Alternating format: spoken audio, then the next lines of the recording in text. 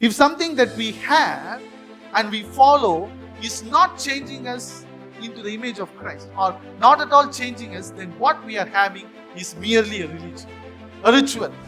What could not change us before, the grace changed. Hallelujah.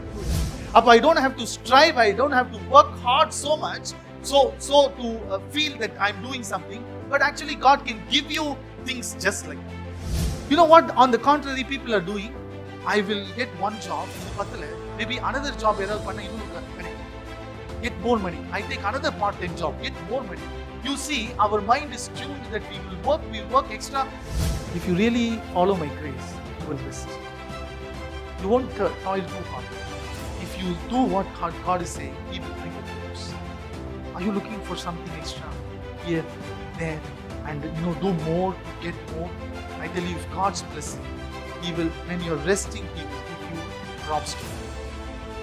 This is supernatural. Our flesh will tremble.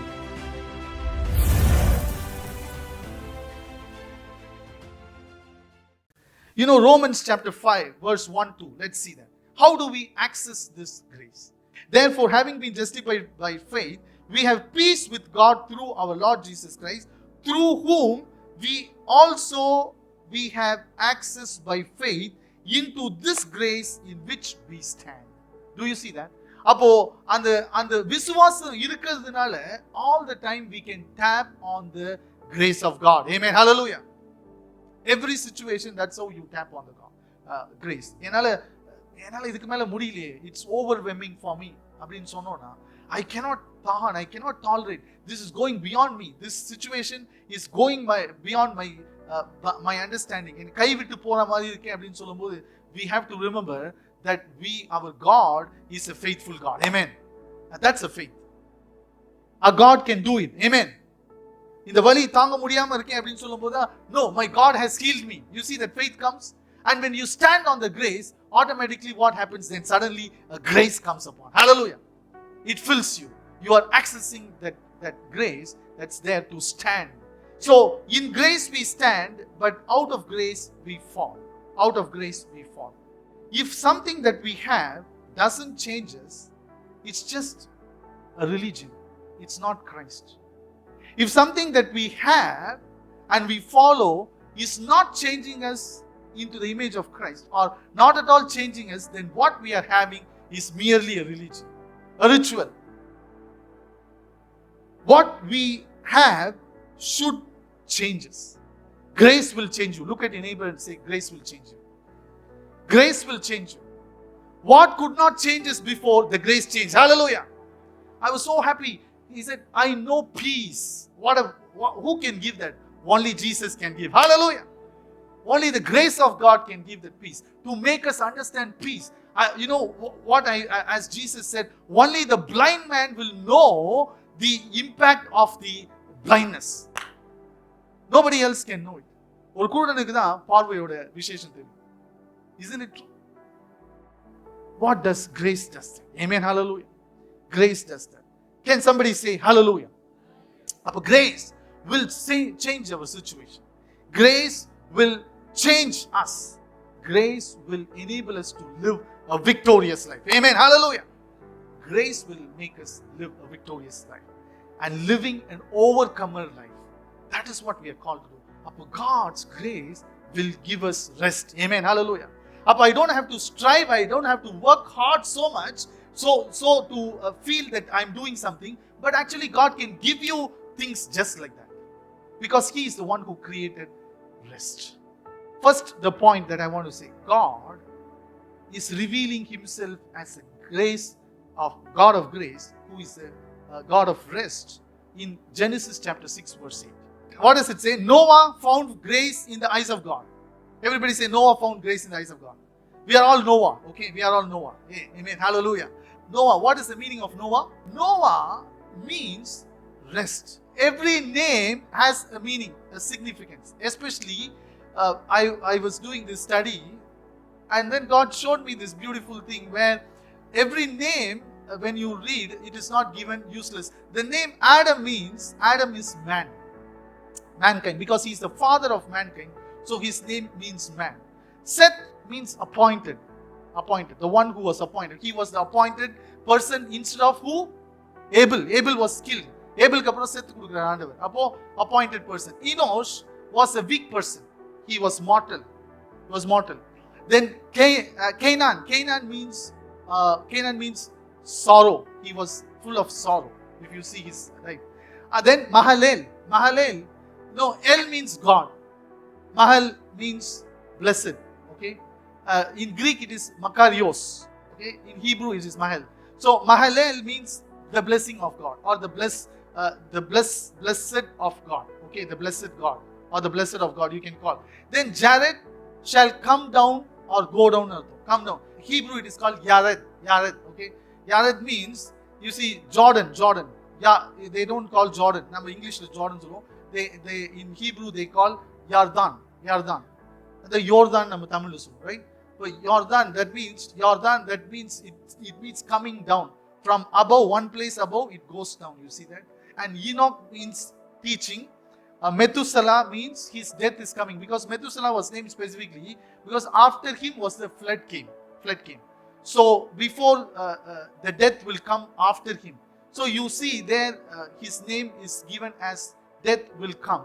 Then Lamech is a powerful. Okay, means powerful. Noah means rest. You see that? So when I saw that, it was very interesting. Then you read all these things, you can see one common thing is Jesus. Man appointed for mortal sorrows. The blessed God came down, teaching until his death brings powerful rest to mankind. Hallelujah! That's Jesus. Who was that? Jesus Christ. Jesus Christ was the person who was appointed as a mortal man to come down by God, the blessed God, and then he taught and he waited until the death comes and he died for us so that we will have rest in him. Hallelujah! So when you rest in Christ, Christ is grace. I said that, isn't it? Grace, Jesus is grace. When we rest upon him, we have rest. When we lean upon Christ, we have rest. So we need to understand that it is Jesus on whom we lean, then we are restful. Amen. All the time we enjoy his presence, and all the time when we are with him, in spite of all the challenges, we have rest. Amen. Can I say that? So God is the one who created this rest, and God is the one who created the rest, and we lean towards him. You see that? So the Bible verse is very clearly showing us that rest found grace. If Noah found grace, rest found grace. Hallelujah. In other terms, can I say, in grace we will find rest? In grace we will find rest. Rest is found in grace. Rest is found in grace and in the eyes of God. Look at that. So today, our main challenge that the devil has for us, in the world we have, is devil is trying to keep us out of that rest. எப்படியாவது அந்த ரெஸ்ட்ல இவங்க இல்லாத படிக்கு எப்படியாவது அந்த ஒர்க்ல தள்ளி they keep on striving, do this, do that அப்படின்னு சொல்லி ஒரு இதை கிரியேட் பண்ணிட்டோம்னா then he is very happy, because we are derailed from the plan of God. What is God's plan for our life is resting in him. Resting in him means resting in his finished work. Amen. You don't have to prove to anybody that you are the righteousness of God. In Hebrews chapter 4 verse 1 to 4, let's see. Since a promise remains of entering his rest, let us fear lest any of you seem to have come short of it. For indeed the gospel, first we said the promise is given to us about entering his rest. Let us therefore fear that we seem not to come short of it. For indeed the gospel was preached to us. Okay, gospel was preached to us as well as to them. But the word which they heard did not profit them, not being mixed with faith in those who heard it. For we who have what? For we who have believed do enter the rest. Hallelujah. Do you see that? How do you enter the rest? Believing. But what we need to believe is that we have a promise of rest. Hallelujah. We believe that we have a promise of rest. When we believed that, then automatically we enter into the rest. We enter into the rest. So, அப்ப நம்ம இளைப்பாறுதலுக்குள்ள பிரவேசிச்சோம், right? அப்போ என்ன சொல்றேன் அப்படினா, what is the thing is, I am telling you that God has promised us to enter into rest. grace will bring that rest. Amen. Grace will bring that rest. How do you say that, Pastor? How do you? That means you say rest means you don't want us to work. Okay? Rest means you don't want us to work. No, we need to work. I'm not saying you no need to work. You need to work. But what you need to do is you no need to strive so hard. Toiling nu solluvom. None of us need to toil. When we toil, we don't have to toil, God says. I can bless you even without you toil. Galatians chapter 3 verse 6 to 7. Look at that. Abraham believed God. Abraham believed God that it was accounted to him for righteousness. Therefore know that only those who are of faith are sons of God. And verse 13 says, Christ has redeemed us from the curse of the law, having become a curse for us, for it is written, curse is anyone who hangs on the tree. What do you think this curse he is talking about? You know, in Hebrew, just now we read, we didn't go in deep, but the not entering into rest itself is a curse. They not entering into rest was given as a curse. That means if you are hardly trying, so dangerous, I mean, ரொம்ப கஷ்டப்பட்டு இது செய்யணும் அது செய்யணும் அப்படின்னு ரொம்ப toiling பண்ணிக்கொண்டே இருந்தோம்னா, I tell you, you need to check. That's not walking in the blessing of God. Because Christ already died for that curse. Just understand that God had ordained rest. That's why 6 days he worked and the 7th day he rested. I will bring you to the next thing. So remember this. அப்ப என்ன ஆதாரம் அப்படின்னா, கலேஷியன்ஸ்ல ஆண்டவர் சொல்றாரு, கிறிஸ்து நமக்காய் சாபமானார். Right? He became a curse. He became a curse. He became sin for us so that we are released from the curse of the law. What was the curse of the law? That you have to work hard. What is the curse that God put on Adam? You need to sweat and toil. ஆனா இயேசு அதை என்ன செய்தார்? முறித்து போட்டார். Amen. Hallelujah. Hallelujah. But God is giving rest. How did he do that? He instituted a law called Sabbath. On the 7th day, you all rest. Everybody say, you all rest. Let's go to Leviticus chapter 25. Leviticus chapter 25. In fact, in the 25, it is talking about Sabbath. Okay? Let me give you the preview. 25th verse chapter is all about the Jubilee year. And it is talking about the 7th year, what they have to do. Let's go to verse 18 and 19. So, you shall observe my statutes and keep my commandment, okay, and perform them, and you will dwell in the land in safety. Then the land will yield its fruit, and you will eat your fill and dwell there in safety. அவர் ஆண்டவர் என்ன சொல்றாரு? வாக்குத்தத்தம் பண்ண தேசத்துக்கு போப்பா. You go there. What you have to do is, I will make you dwell safely, and you will yield. You will plant, and the crop will come out. You will get the yield, and you will eat, and you will be full. அப்படின்னு சொல்றாரா? சொல்லிட்டு என்ன சொல்றாரு? Provision. What does it talks about? It talks about provision. Why? Because there is provision of the fruit, and there is fruitfulness because there is an increase, and also there is a protection. Can you see that? Verse 19. The land will yield its fruit, and you will eat your fill, that is fruitfulness, and dwell there safely. There is a blessing of safety. Can you see that? Can you see that? Now verse 25, chapter 25, verse 20 to 22. 20 to 22. What does it say? And if you say, what shall we say? அப்ப என்ன சொல்றாரு அப்படின்னா, ஆண்டவர் இதுக்கு முன்னாடி அந்த வசனத்தை நீங்க வாசிச்சு பாத்தீங்கன்னா, நீங்க 6 ஆண்டுகள் என்ன செய்யணும்? You have to work. You have to plant the crops. நீங்க seed பண்ணணும் and take the crop and then you eat it. But he says, 7th year don't plant. Let the land rest. You know, this one is one cycle of 7 years. And it is one cycle of 1 week. 1 week, 6 days work and 7th day rest. The same thing applies for year also. 6 years of work and 1 year completely lay hold. அப்போ உடனே கேட்குறாங்க, what shall we do? உடனே people are asking, if you say like that, Lord, what shall we eat in the 7th year? Since we shall not sow nor gather in our produce, then I will command. God says, this is a prophetic word. This is what I actually wanted to say. We as a church is in the 6th year. How many of you know that? 5 year முடிச்சிட்டு in the 6th year.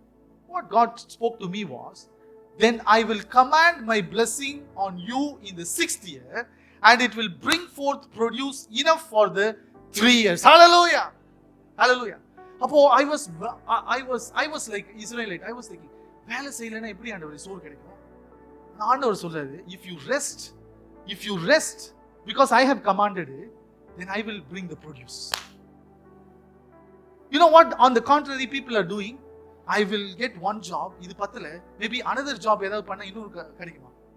Get more money. I take another part-time job, get more money. You see, our mind is tuned that we will work extra. You know, many of you are not doing that, but what you're doing is you're working extra time. You're working extra time. அங்க தான் ஆபீஸ்ல போனீங்கன்னா பாத்தீங்கன்னா ஒரு 8 மணிக்கு கீழ வரதே இல்லை. I tell you, if you start to walk in the grace of God and you start applying this principle, you are going to see an enormous blessing. Hallelujah. Because if we are working in the principle of God, then God has commanded the blessing, I tell you. I command my blessing on you in the 6th year, and it will bring forth produce enough for 3 years. And the next verse says, and you shall sow in the 8th year. 7th year sow பண்ண வேணாம்பா. 8th year என்ன இருக்கும்னா, you will eat the old produce until the 9th year, 1 year extra. And 9th year நீங்க 8th year போடுறது 9th year எடுத்து 9th year நீங்க ஃபுல்லா சாப்பிடலாம். Hallelujah. What a provision. Hallelujah. What a provision. Only God can do that. Amen.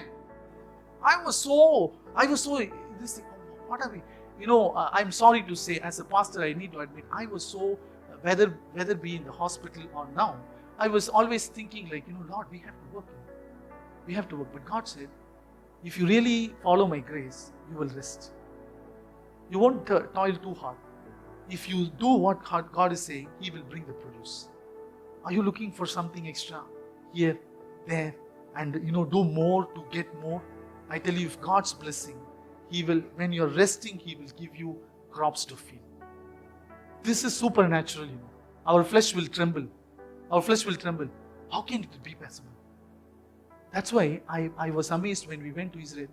They take sabbatical. 7th year when they say don't crop, they mean don't crop.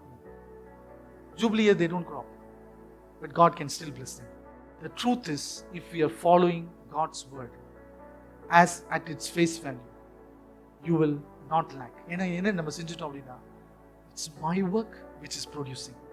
It's my hard work, my toiling, it's giving out this thing. How can I leave this? If I leave this, how can I be blessed? அங்கதானே நம்ம ஞானம் வருது. இல்லைன்னா அந்த வேலை செய்யணும் இல்லையா? வேலை செய்யலைன்னா சாப்பாடு கொடுக்க மாட்டேன் வசனத்தில் வேலை சொல்லியிருக்கேன். அப்படிதானே some of you are thinking. If you don't work, don't give food and வேலை சொல்லியிருக்கீங்க. How? I'm not saying no work. I'm only saying rest when you need to rest. ஆண்டவருக்காக எவ்வளவு நேரத்தில் நம்ம அந்த ஒரு ஆண்டவர் கொடுக்க வேண்டிய டைம் அவர் கொடுக்குறோமா? I challenge you. அந்த டைம்ல தான் நிறைய வேலை வருது. அப்படிதானே? Are we able to say no? No. I want to still work.